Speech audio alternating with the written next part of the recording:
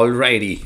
Now we're going to be moving one guy, big Mr. Big Jupiter, who is responsible that you become a bigger version of yourself.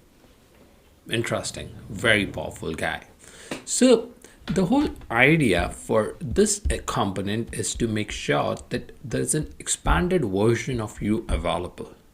And if that doesn't happen, your goals do not come to reality. It is not that an older version of you with the same means, with the same beliefs, with the same values is going to create something new. If you really look at your life, okay, if you really look at the way you act out there, it is what you believe in. If you really believe that you can turn around the business and be a richer guy, you can be. It is what you value in your life, right? You as if you value integrity, you would try not to go out of integrity, right? So it is what defines the boundaries of you. It is only when the whole belief system changes, the new results start showing up. So Jupiter is that aspect of you that is responsible for that. And how do you really do that? So one of the easiest access, and there have been hundreds and thousands of people, it could be a Nightingale, it could be Think and Grow Rich, it could be, you read any book or you go to any coach, the very first thing he's going to start with is your goals. The clarity of your goals is what kind of gives you an access to bigger actions. So if you look at, if your goals are big, then your actions are going to be big, right? So goal setting is fundamental, one of the fundamental aspects of Jupiter. Your coaches, I'm not talking about teacher, your coaches are very important. They make sure that when you on the boundaries do not act and you give up of being a human, they push you. They really make you as a person, making sure that you cross your limits. So your ability to have coach in life and be coachable is also a very important component of Jupiter.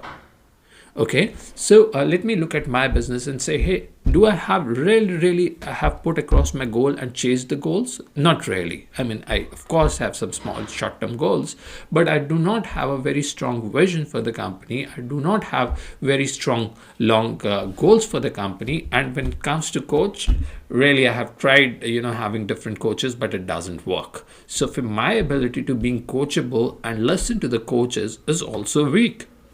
So it gives me an opportunity to look at this aspect of my business and see if I really can do anything about it.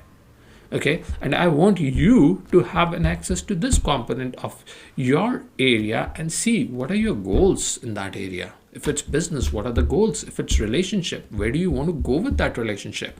Let's say, if that's a relationship, you want to have a relationship with honesty. You really don't want to be, misunderstanding that guy. If it is spirituality, then what is your goal for that spirituality? If you want to get enlightened, when do you want to get enlightened? I know it's a tricky question, but yeah, look at the essence of this type of energy, where it's kind of making sure that you become an expanded version of yourself.